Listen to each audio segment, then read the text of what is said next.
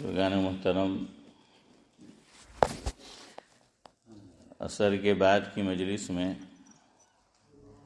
اس سال حج کے تعلق سے ہم کچھ باتیں آپ کی خدمت میں رکھ نہیں پائے، چونکہ اور مسائل اور مضامین سامنے تھے، تو میں نے سوچا کہ آج کی مجلس میں کچھ باتیں حج کے تعلق سے آپ کے گوش گزار کی جائیں۔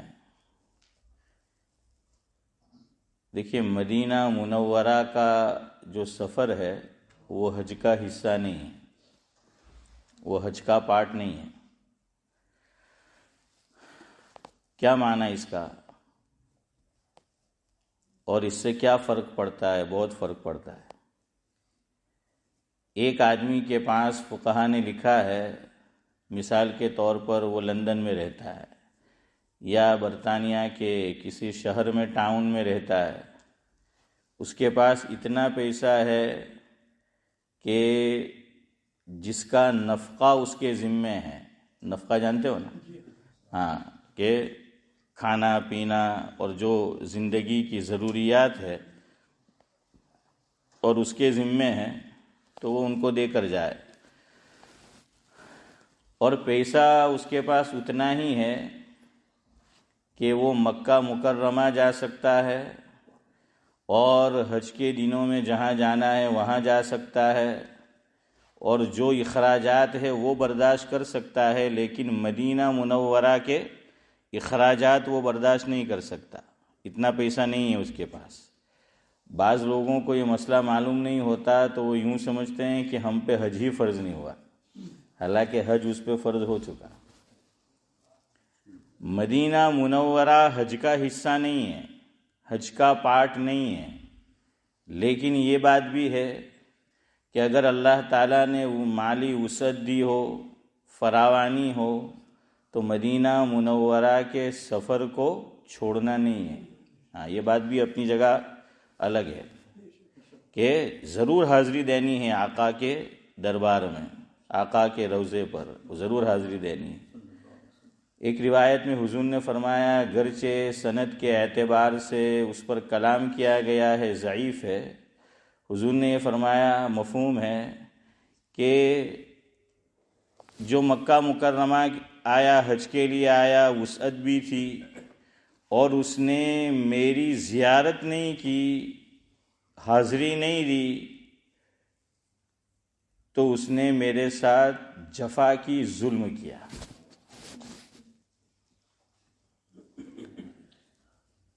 اور دوسری بات، ایک اور روایت، وہ بھی سند کے اعتبار سے اس پہ کلام کیا گیا ہے، ضعیف ہے۔ حضور نے فرمایا، من زار قبری وجبت لہو شفاعتی، او کما قال علیہ الصلاۃ والسلام، کہ جس نے میری قبر کی زیارت کی تو میرے لیے اس کی شفاعت واجب ہو گئی۔ یہ اپنی جگہ ہے، لیکن دونوں میں فرق رکھنا ہے۔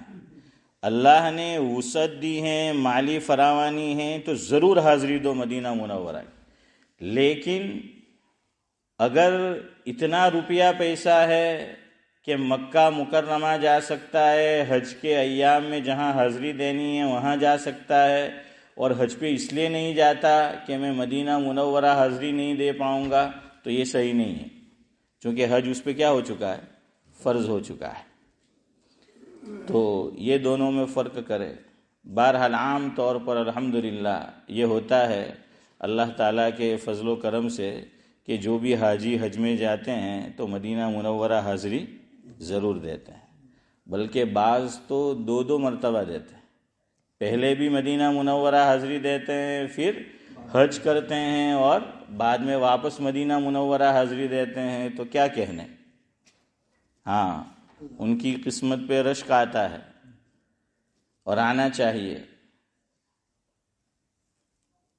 اب بعض لوگ یہ سوال کرتے ہیں، اور کتابوں میں بھی یہ مسئلہ ڈسکس کیا گیا ہے، ہاں کتابوں میں بھی ہے، کہ آدمی پہلی مرتبہ حج پہ جا رہا ہے تو کیا کرے؟ وہ پہلے مدینہ منورہ حاضری دے یا یہ کہ مکہ مکرمہ حاضری دے؟ بعض لوگ پوچھتے بھی ہیں اور کتابوں میں بھی یہ مسئلہ ڈسکس کیا گیا ہے اور پہلی مرتبہ وہ جا رہا ہے، تو علماء نے یہ لکھا جس کا مفہوم یہ ہے کہ اگر آسانی ہو، عافیت کے ساتھ، سہولت کے ساتھ، آسانی کے ساتھ، اگر وہ پہلے مدینہ منورہ حاضری دے سکتا ہے تو پہلے حسن بھائی کہاں جائے؟ مدینہ منورہ جائے اور پھر مکہ مکرمہ جائے. اور انہوں نے دلیل بھی پیش کی. دلیل کیا ہے؟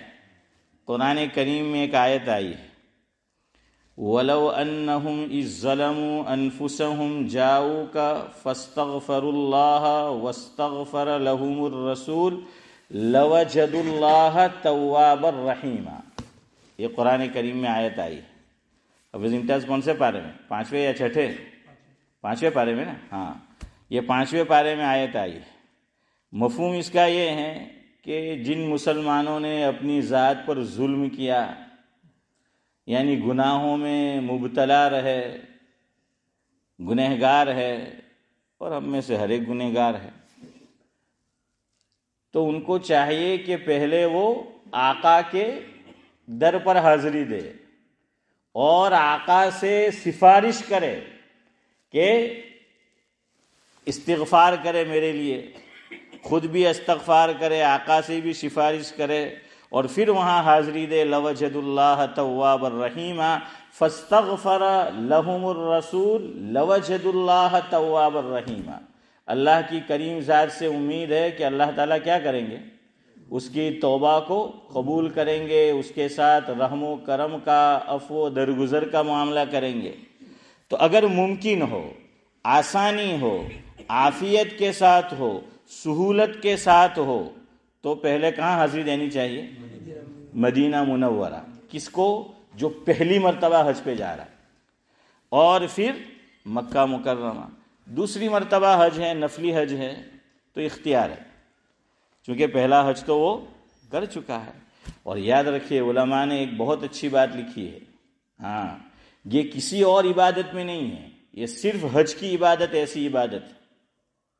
ویسے اگر کہنے کو یہ کہہ سکتے ہیں کہ ایک اور بھی عبادت ہے، اور وہ ہے صبر، کہ اس موقع پر آدمی نے جو کیا سو کیا، اب پھر اس کا بدل نہیں ہے، اس کی قضا نہیں ہے. ایک ہے صبر. صبر آدمی کو اولین مرحلے میں جاوید بھائی کرنا ہے، ورنہ جیسے جیسے وقت صدیق بھائی گزرتا ہے تو آدمی کو صبر تو آ ہی جاتا ہے نا، دھیرے دھیرے تو صبر آ ہی جاتا ہے. علماء نے دلیل دی ہے اس کی کہ صبر اولین مرحلے میں کرنا ہے تو اللہ تعالیٰ کے یہاں جو فضائل ہے صبر کے وہ اس کو حاصل ہوں گے، ورنہ بعد میں اس کو صبر آ گیا تو اس پر پھر وہ فضائل اور برکات اس کو نورانی بھائی حاصل نہیں ہوں گے. وہ روایت کا مفہوم کیا ہے؟ ایک عورت قبر کے پاس بیٹھ کر رو رہی تھی، اس کے کسی عزیز کا انتقال ہو چکا تھا، وہ رو رہی تھی. حضرت نبی کریم صلی اللہ علیہ وسلم وہاں سے گزرے، وہاں سے پاس ہوئے، اور اس عورت سے کہا کہ جو ہونا تھا ہو چکا، اللہ تعالیٰ کی طرف سے تھا، صبر کیجئے، اللہ تعالیٰ اس کا بدلہ دے گا. تو پتہ نہیں اس نے پیچھے مڑ کر دیکھا نہیں، یا یہ کہ حضرت کو وہ پہچانتی نہیں تھی. اس نے جواب میں یوں کہا کہ جو مصیبت مجھ پہ پڑی ہے، میں جس سے گزر رہی ہوں، جو فیس کر رہی ہوں، تمہیں کیا معلوم؟ یعنی میں صبر نہیں کر سکتی، بڑی مصیبت میرے اوپر آئی ہوئی ہے، تمہیں کیا معلوم میں کس سے گزر رہی ہوں؟ کہنے کو کہہ دیا، شاید دیکھا نہ ہو، یا یہ کہ پہچانتی نہ ہو. عورت تھی، خاتون تھی. کسی نے اس کو بعد میں بتایا کہ بڑی بھی، وہ تو اللہ کے رسول صلی اللہ علیہ وسلم تھے، جس کو تو نے یہ جواب دیا.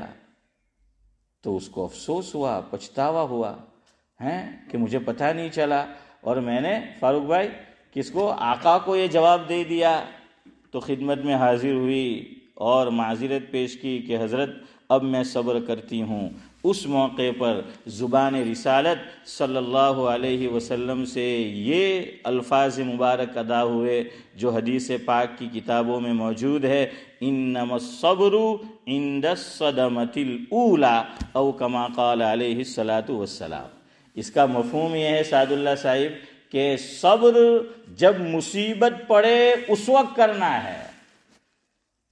عند الصدمہ، صدمہ یعنی مصیبت، تکلیف۔ ہم کہتے ہیں نا کسی کو تکلیف میں ہو تو صبح ہوں گے تو کہ فلانا مانا بہت صدمہ میں ہے، صدمہ میں ہے એટલે آپ تو سمجھ رہے تکلیف میں، مصیبت میں۔ اولا یعنی اسی وقت، اولین مرحلے میں، ورنہ تو آدمی کو جاتے جاتے ہوتے صبر آ ہی جاتا ہے۔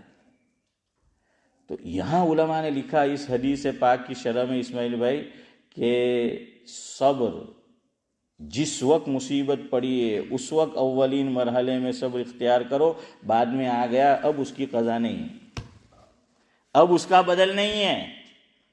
اسی طرح فرض حج، علماء نے لکھا جیسا ادا کیا میں نے اور آپ نے فرسٹ ٹائم وہ ہو گیا سو ہو گیا۔ اب اس کے بعد ایک مسلمان 10 20 40 50 70 80 حج بھی کرتا ہے، تب بھی وہ پہلا جیسا ادا ہوا وہی ادا ہوا، نہ یہ بات کے قضا کہے جا سکتے ہیں نہ بدل کہے جا سکتے ہیں۔ اس لیے یہ ایک ایسی عبادت ہے، اس لیے ہمیشہ حج کو سیکھ کر جاؤ۔ خاتم المحدثین علامہ انور شاہ کشمیری نور اللہ مرقدہ یہ فرماتے تھے، جس کا مفہوم یہ ہے کہ یہ نماز جو میں اور آپ روزانہ دن میں 5 مرتبہ پڑھتے ہیں، اگر یہ روزانہ کے بیس پر ادا نہیں کی جاتی تو نماز کی ادائیگی بھی ہمارے لیے جس طرح نماز پڑھنی چاہیے فاروق بھائی کیا ہوتی؟ مشکل ہوتی۔ لیکن آسان کیوں ہے؟ روزانہ پڑھتے ہیں، ہے نا؟ ایک مرتبہ آدمی کرتا ہے اور ہمارے یہاں تو محاورہ ہے، چودھری صاحب کیا بولتے ہیں کہ پھر عادت بھی کیا بن جاتی ہے؟ عبادت بن جاتی ہے۔ کاش کہ عبادت بھی ہماری عادت بن جائے، ذاکر بھائی؟ تو کیا ہے؟ عادت بھی پھر عبادت بن جاتی ہے، یعنی وہ کرتا رہتا ہے۔ آدمی نیا گاڑی سیکھتا ہے اور مینیول ہو آٹومیٹک نہ ہو تو شروع میں پتہ نہیں کہ تیسرے گیئر کی جگہ فاروق بھائی کیا کرتا ہے؟ چوتھے میں ڈال دیتا ہے، کیا سے کیا کچھ ہو جاتا ہے، وہ سمجھ ہی نہیں آتا کہ اس کو کیا کرنا ہے، اور پھر وہ چلاتا ہے، عادت ہو گئی تو اب اس کو آپ نیند میں ہے آدھا اور بٹھا دو تو ابھی وہ گویا ایسا ہی ہے کہ آٹومیٹک، چونکہ اب وہ کیا آ گئی ہے؟ ہاتھ میں آ گئی ہے نا عبد القادر چچا، قابو میں آ گئی ہے وہ چیز۔ لیکن اب اتنے بھی قابو میں مت لو۔ ہمارے ایک بزرگ جو حضرت تھانوی رحمۃ اللہ علیہ کے چہیتے استاد تھے، حضرت تھانوی ان سے بڑی محبت فرماتے تھے۔ دارالعلوم دیوبند کے سب سے پہلے صدر مدرس حضرت مولانا یعقوب صاحب نانوتوی رحمۃ اللہ علیہ فرماتے تھے کہ اب ہماری نماز ایسی ہے، پہلے دور میں وہ گھڑی ملتی تھی، اب بھی ملتی ہوگی، وہ کیسی تھی؟ چابی والی، ہے نا عبداللہ بھائی؟ کہ اس میں آپ نے چابی دے دی تو جو بھی ہے نورانی بھائی اس کا ٹائم ہے 24 گھنٹے 48 گھنٹے 72 گھنٹے جو بھی ہے وہ چلتی رہے گی، ہے نا؟ وہ چلتی رہے گی اسی طریقے سے، وہ پھر بند بھی ہو جاتی ہے۔ بعض لوگ بھی بیچارے ایسے ہوتے ہیں اور کچھ لوگ مذاق کرتے ہیں ہوں کہ چاوی دینے موکلو છો રમકડું બાબા કૂદે હા હાશિમ ભાઈ હા એમ કે બરાબર ચાવી ભરલી છે હવે રમકડું બરાબર એમ કે ભરે એનો પછાથી ઈશારો કરે હે જાવીદ કે ઈસુફભાઈ એલો આવતો છે એમ કે રમકડા હાથે રમો ચાવી ભરલી છે એને تو اور پھر بولتے بھی تھے کیا ہے کبھی ٹائم صحیح نہیں بتاتا کہ او اللہ ہماری گلیاں تو چاہ پیتی છે હું બોલતા હતા શબીર ચાચા કે ગલિયાણ શું પીએ? ચા પીએ। એ તો ઇન્ડિયામાં ચાલે, ઇંગ્લેન્ડમાં તો કોફીઓ પીએ। تو بہرحال حضرت فرماتے تھے اب ہماری نماز بھی ایسی ہو گئی ہے، اللہ اکبر کیا پھر کچھ نہیں معلوم امام صاحب نے کیا پڑھا کیا نہیں پڑھا، کون سی رکعت ہے. امام صاحب اگر دوسری رکعت ہے, بیٹھنا ہے, کھڑے ہو جاتے تو ہم بھی کھڑے ہو جاتے. دیکھیے جب پڑھے تم پڑھا کرو نہ پڑھیں گے ہیں, کچھ معلوم نہیں. یا ہم بھی پڑھ رہے بس ہوتے کہ نہیں, دھیان ہو ہر لفظ. علماء نے لکھا کہ نماز کے اندر خشوع خضوع پیدا کرنا ہے تو ایک کام یہ کرو کہ معنی اور میننگ. دیکھیں عام طور پر ہم لوگ جو نماز پڑھتے ہیں, خود کی نماز کی بات کر رہا ہوں, حافظ قرآن نہیں بھی ہے تو کیا ہوتا ہے اشرف بھائی, وہ ہم لوگوں نے صورتیں قل اعوذ برب الناس سے الم تر, اور بہت زیادہ اگر ذاکر بھائی ہو گیا تو والضحیٰ ہے نا. એટલા બધા ડોહા લોકો કહેતા બી ભાઈ હર્ષ કે ઉસ્તાદને આવીને કહેતા કે બસ હવે પોયરાને બહુ કંઈ મારતા બારતા ન એમ કે અમુક મા બાપ, બાકી બીજા આપણા કિસ્મતમાં તો એવા મા બાપ નહીં હોતા. હે તો क्या है કે બહુ માથાનો મોસમ, બસ હવે વધુઆ સુધીને સુરત આવડી ગઈ ને બહુ થઈ ગયું એમ કે આખી જિંદગી પढ़ा કરે नमाज. तो क्या कर लो सिद्दीक भाई, वद्दुहा तक सूरतें तर्जमे के साथ याद कर लो. तो जब जब तिलावत करो तर्जमे के साथ पढ़ो, नमाज का लुत्फ आप देखना दो बाला हो जाएगा, दो बाला हो जाएगा. नमाज में दिल लगने लगेगा क्योंकि वो पता है कि क्या वो बोल रहा है. देखिए वो अभी वो बैठा था, पता नहीं अरब या इजिप्ट को, यहाँ बैठा था, यहीं रहता है, वो उठ के चला गया. क्यों? मैं उर्दू बोलता हूँ. अब कुछ दिन उसने कुछ देर कोशिश की होगी, अब जुबाने मन तुर्की व यार मन तुर्की नमी दानम, के यार की जुबान तुर्की है, मेरी जुबान तुर्की है और दोस्त तुर्की जुबान जानता नहीं है. तो भाग जाएगा, खबर नहीं है हूँ कहता से. लेकिन जो समझ रहा है तो उसको पता है कि क्या है, तो उसको लुत्फ आएगा, उसको समझ आएगा. तो इसी तरह नमाज का हाल भी है. इसी तरह उलमा ने लिखा दुआओं का हाल है. जो मकतब में असातिज़ा है उनको चाहिए कि बच्चों को दुआएं मीनिंग के साथ याद कराएं, तो उनको पता चलेगा कि क्या कहा जा रहा है. हाँ, तो पता चलेगा कि क्या जो है वो कहा जा रहा है. अब सुदेश मीनिंग जानता है, शुरेम जानता है, तो वो नमाज के अंदर फिर क्या करते हैं, वो रोते भी है ना. बाज़ मकामात पर जाहिद भाई वो रोते भी है. હવે આપણા ગુજરાતી શાયર બી તરાવીમાં ઊભા થાય તે હો કોપી કરે. મેં કે તને ખબર છે કે હું ક્યાં રડતા છું? हैं, उसने भी वो सुन रखी है.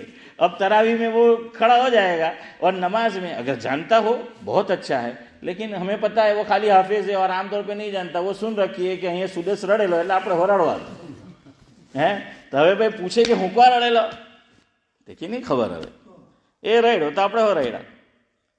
यहाँ एक मसला याद रखो, उलमा ने इस पे भी डिस्कस किए, नमाज में रोने से नमाज पे असर पड़ेगा कि नहीं. देखिए हम जो खांसते हैं ना, बिला ज़रूरत खांसेंगे या उबाहू जिन्हें आप क्या हैं, उसमें से अगर हर्फ की आवाज़ पैदा हो गई, नमाज गई.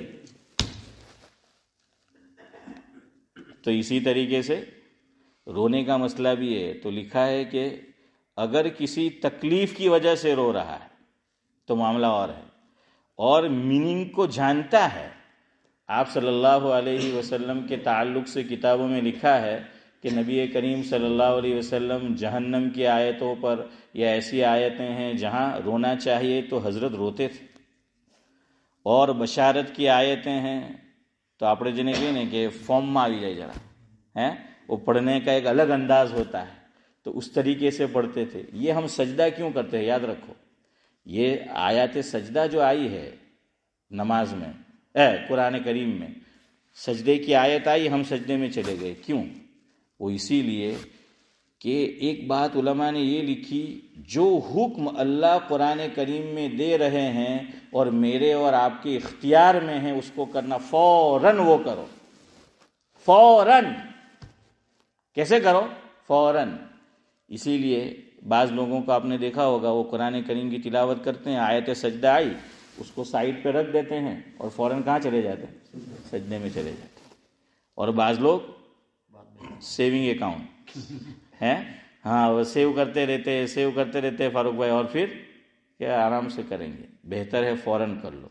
अच्छा, बाज़ लोग गलती करते थे और हो सकता है करते वो सही नहीं है, कि ये जैसे क्या है, टेबल है, कुरान शरीफ पढ़ रहे हैं, आयत सजदा ये बन किया और इसी पे सजदा कर दिया, ये अदा नहीं हुआ, ये अदा नहीं होगा. آپ نے دیکھا ہوگا وہ جب کرسی پہ نماز پڑھنے کا رواج، میں ایک لفظ بول رہا ہوں وہ رواج، چونکہ سنت نہیں ہے یہ، یاد رکھنا، کرسی پہ نماز پڑھنا سنت نہیں ہے، یہ رواج ہے. ہاں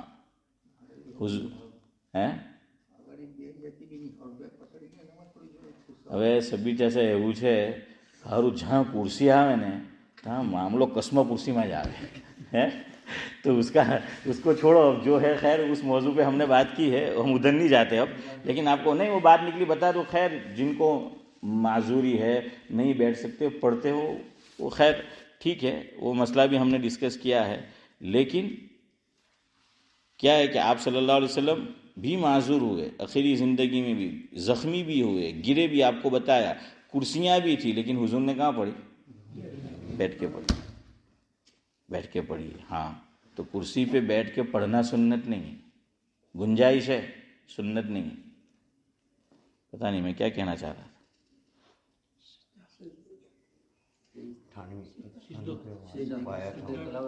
ہاں جزاکم اللہ. سجدہ جب شروع ہوا نا، آپ نے دیکھا ہوگا شاید وہ لوگ ٹیبل رکھتے تھے اور سجدہ کہاں کرتے تھے؟ ٹیبل پر. دیکھا ہے نا، شروع میں وہ ٹیبل رکھتے تھے اور ٹیبل کے اوپر کچھ گدا تکیا یا ایسی کوئی چیز رکھتے تھے اور اس کے اوپر کرتے تھے. پھر علماء نے منع کیا، نہیں یہ بھی ثابت نہیں ہے کہ کوئی چیز رکھ کے سجدہ کرو. کرنی ہے تو یا تو فلور پر کرو یا اشارے سے کرو. یاد رکھنا دو چیزیں، یا تو زمین پہ سجدہ کرنا حضور سے ثابت ہے یا پھر اشارے سے کرنا ثابت ہے. کوئی اور چیز سامنے رکھ کر سجدہ کرنا حضور سے ثابت نہیں ہے، صحابہ کرام سے ثابت نہیں ہے. اب لوگوں نے شروع کیا تو پھر علماء نے منع کیا جب پتہ چلا. تو اس لیے اب مسجد میں تو ایسا نہیں ہوتا، لیکن گھروں میں بعض مائیں ایسا کرتی ہے کہ وہ پڑھے گی تو سامنے کیا ہے، بیڈ ہے یا کچھ ایسی چیز ہے، عبداللہ بھائی کیا کرتی ہے، وہ اس پہ جا کے سجدہ کرتی ہے. غلط ہے. سجدہ بھی اشارے سے کرو اور رکوع اور سجدے میں فرق کرو. رکوع کا سجدہ کم ہوگا، کم جھکیں گے، اور سجدے میں اس سے کچھ زیادہ جھکنا ہے، بس یہ فرق ہو گیا. اب بعض لوگ کہتے ہیں کہ ہم نے رکوع یوں کیا تو سجدے میں فرق ہونا چاہیے کہ ٹیبل پر کرے تو کچھ کیا ہے پتہ چلے سجدہ. نہیں، بس خالی اتنا کرو. یہاں تک فقہا نے لکھا. بعض مرتبہ آدمی اتنی عمر طویل ہو جاتی ہے لیکن صحت مند ہوتا ہے پھر بھی، لیکن یہ جو کمان ہے وہ ٹیڑھی ہو جاتی ہے. اس کو اردو میں بولتے ہیں کبڑا ہو جاتا ہے. کیا ہو جاتا ہے؟ کبڑا ہو جاتا ہے. میں گیا کچھ سال پہلے باٹلی ہنری اسٹریٹ ہے حافظ صاحب، آپ نے دیکھی ہوگی مسجد، مولانا عبدالرؤف صاحب والے. تو کچھولی کے ایک صاحب تھے، سمجھتے تھے، بڑی عمر کے. انہوں نے دوسرا نکاح لاجپور گارڈا فیملی میں کیا تھا. نام میں بھول رہا ہوں، نقدی ہی تھے شاید، پتہ نہیں، وہ اوپر رہتے تھے. ماشاء اللہ ان کی کیا ہے، یہ کمر یوسف بھائی جھک گئی تھی. بڑے میاں چھوٹی گاڑی تھی، خود ڈرائیو کر کے آئے، خود، اور آ کر نماز ماشاءاللہ فرسٹ کلاس، کرسی پر نہیں بلکہ جیسے عام ہم پڑھتے اس طرح انہوں نے، میں نے خود دیکھا. اور میں نے پھر پوچھا تھا کہ وہ بڑے میاں ہر نماز میں آتے ہیں اور اسی طرح جو ہے وہ نماز پڑھتے ہیں. لیکن یہ جب کبڑا ہو جاتا ہے، کیا ہے، اس کو بولتے ہیں کمان ہو جانا. تو بعض نوجوان ہوتے ہیں ہر جگہ. تو ایک بڑے میاں تھے تو اپنے تھا کہ سیرنا ماتھے ہوں ہوئی سوا سیر ہوئے ہے نا. تو بڑے میاں کو پوچھا، چھیڑا کہ બાજી આ કમાન કેટલામાં લીધી? તો કે દીકરા ફિકર ન કર, મારી ઉંમર પર પહોંચશે ને અલ્લાહ ફ્રીમાં દે. ہیں فاروق بھائی اینٹ کا جواب کیسے دے دیا؟ پتھر سے. تو بعض بڑے میاں بڑے ہوشیار صدیق بھائی، اس لیے چھیڑنے کا نہیں. હા એટલે આ બાજીની બી જેમ બને તેમ ઓછું જ છેડવાનું એને બી. એમ હો બહુ ગરમ હે. હા આપણને તો ગરમી લાગે તો ગરમ થાય, આ હારો ઠંડીમાં હો ગરમ. تو برابر ہے نا. ہاں تو کیا ہے، وہ کبڑا ہے. اس نے کہا کہ پھر ایک اور بڑے میاں کو پوچھا، وہ جا رہے تھے جھکے جھکے. حضرت مولانا احتشام الحق تھانوی رحمۃ اللہ علیہ تھے پاکستان میں، ان کو خطیب پاکستان کہا جاتا ہے. تو وہ فرماتے تھے، ان کے بیانات میں ہے کہ ایک بڑے میاں سے پوچھا کہ وہ یوں آدمی ٹیڑھا ہو جاتا ہے، جھک جھک کے جو ہے وہ چلتا ہے، کہ بڑے میاں کیا ڈھونڈ رہے ہو؟ دیکھیں کیسا جواب دیا. اب دوسرے انداز میں پوچھا کہ کیا ڈھونڈ رہے ہو؟ چونکہ آدمی ڈھونڈتا ہے تو کیا ہو جاتا ہے، تھوڑا بینڈ ہوتا ہے نا. تو کیا ڈھونڈ رہے ہو؟ کہ جوانی کھو گئی ہے، کم بخت مل نہیں رہی. ہے جوانی کھو گئی ہے، کم وقت مل نہیں رہی، اس لیے اس کو ڈھونڈ رہا ہوں. اور ہمارے حضرت مولانا ابرار احمد صاحب دلئی رحمۃ اللہ علیہ فرماتے تھے ગુજરાતીઓએ બહુ ભારે નામ રાખેલું એમ કે જુવાનીનું કે જવાની એટલે કે આવીને પાછી જવાની, આવીને પાછી જવાની હે ને ઈસુભાઈ, હવે પછી પાછી નહીં આવે તો इसलिए જવાની. حضرت ایک شعر سناتے تھے روبائی، میں کوشش کرتا ہوں ذاکر بھائی مجھے یاد آ جائے کہ دیکھیے بڑی اچھی بات کہی ہے، عبادت جوانی عبادت میں گزاری، بڑھاپے میں کیا انعام ملے گا. کہ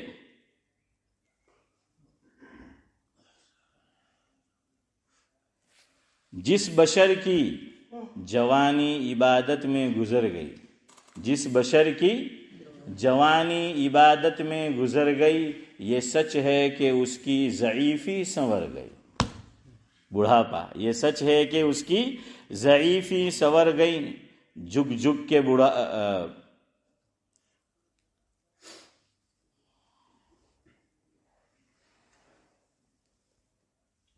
چلے وہ بھول رہا ہوں میں کہ جس بشر کی جوانی عبادت میں گزر گئی، یہ سچ ہے کہ اس کی ضعیفی سنور گئی.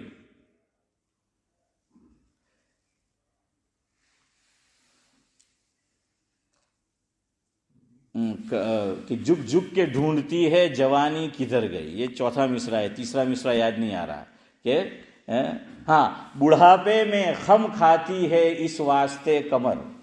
بڑھاپے میں خم یعنی جھک جانا، بڑھاپے میں خم کھاتی ہے اس واسطے کمر، جھک جھک کے ڈھونڈتی ہے جوانی کدھر گئی. تو وہ جوانی کو کیا کر رہا ہوتا ہے؟ وہ ڈھونڈ رہا ہوتا ہے.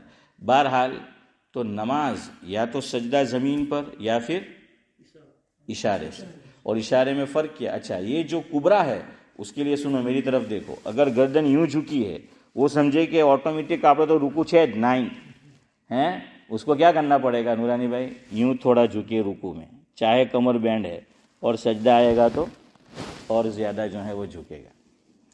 ایک اور ادھر میری طرف دیکھو، ایک اور لوگ غلطی کر دے. یہ کسی کتاب میں نہیں ہے.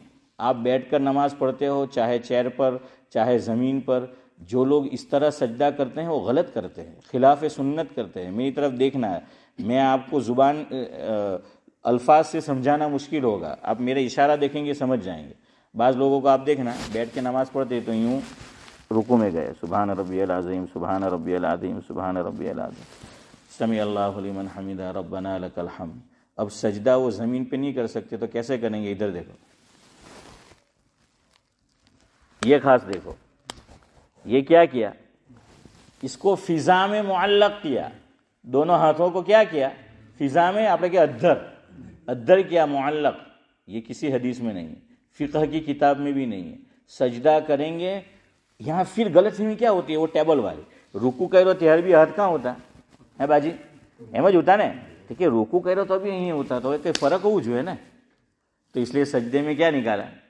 معلق نہیں، سجدے میں بھی ہاتھ یہیں رہیں گے اور گردن ذرا اور زیادہ جھکی ہوئی ہوگی. سمجھ آ گیا؟ ہاں چلے. بہرحال اب تو ہم حج پہ جانا تھا لیکن ہم ابھی نماز میں الجھے ہوئے. چلے مجھے بات یہاں سے شروع کرنی تھی تو اب وہ جو بات نکلی تھی ابھی یاد رکھو جو کہا گیا، کچھ باتیں سن لیتے ہیں. مجھے 1-2 اہم مسئلے حج کے تعلق سے آپ کو بتانے تھے.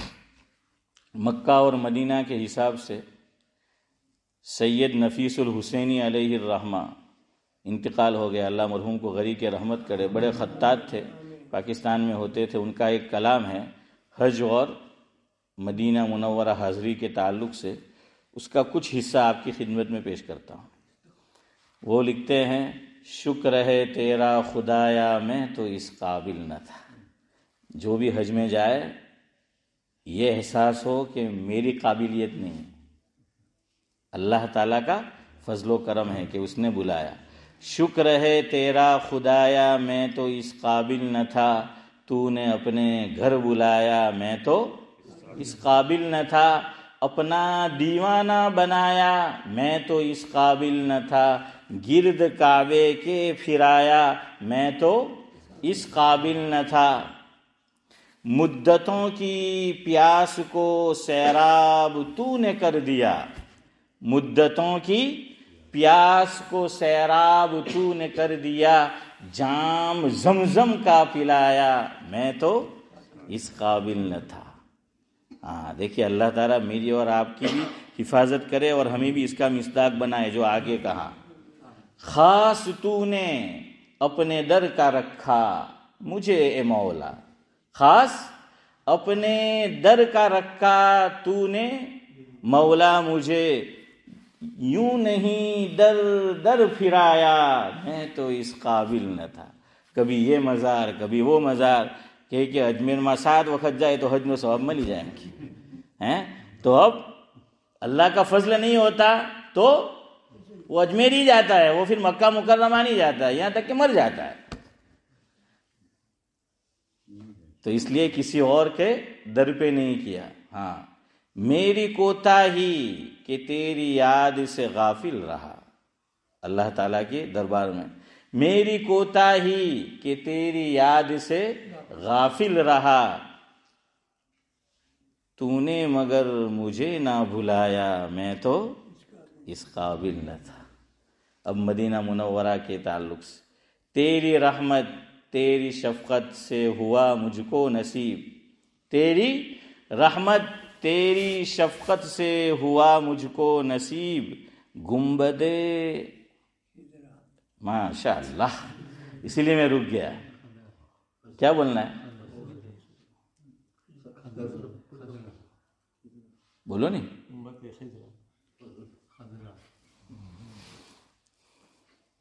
ابھی میں رکا تب تو کچھ سمجھنا چاہیے تھا، پھر زیر پڑا، خزرہ نہیں خزیرہ۔ کیا ہے؟ خزیرہ۔ ابھی تمہیں تو ذرا دور رہی ہمارا تھی એટલા સારું. મેં જાવેદભાઈ, ફારૂક, અબ્દુલ સમદ ચાચા અમારા માટે ઇઝી છે. શબીર ચાચા આપણે તો આવ્યા છે હજીરા. શું છે સુરત પાસે? હજીરા. તો वो तेज वजन पर हजीरा ने खजीरा याद रहेगा ना? हजीरा याद रखो। हाँ, अब तो लोग दिल्ली से डायरेक्ट कहाँ जाते हैं? सूरत एयरपोर्ट पे, वो डुम्मस और मगदल्ला और हजीरा। हाँ बस टाइम नहीं है, no time, sorry. Time is money, time is gold है। तो बहरहाल क्या है वो इंशाल्लाह बाद में आकर वो चलता रहेगा हमारा मामला। आज वैसे भी आखिरी मजलिस है। हाँ,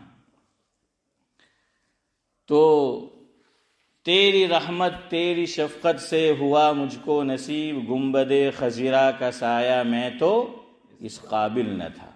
देखिए हदीस में ये लफ्ज आया है, चलो बोल दूं खाली इतना। हुजूर का इरशाद है, इन्न दुनिया हुल्वतुन खजीरतुन, ये वही जुमला है और ये हदीस में आया है। हदीस में खिजरा नहीं है, खजीरा है। ये बस आपका जवाब है। समझ में आया तो शुक्रिया, न समझ में आए तो घर जाके एक टांग की मुर्गी ज्यादा खाना। एक टांगी मुर्गी जानते हो?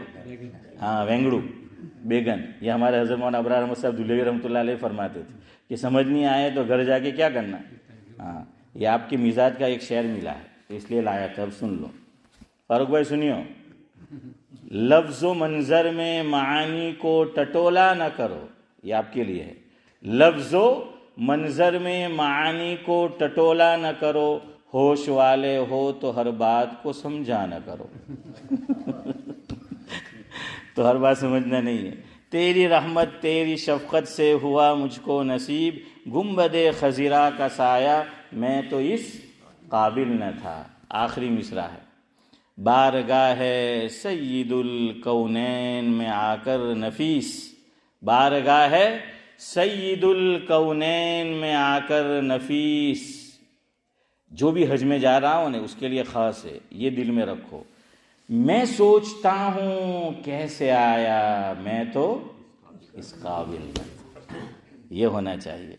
और हज में जाओ, अल्लाह करे कि आप मक्का हो हाजरी मदीना, तो सेल्फी न लिया करो, फ़ोन न लिया करो, आपको ये भी दुआ दे दे। शायर ने कहा है, तैयबा को जाने वाले तुझे देता हूँ दुआएं, तैयबा को जाने वाले तुझे देता हूँ दुआएं, दरे मुस्तफ़ा पे जाके तू जहाँ को भूल जाए, दरे मुस्तफ़ा पे जाके तू जहाँ को भूल जाए, दुनिया को भूल जाए, दुनिया वाले को भूल जाए।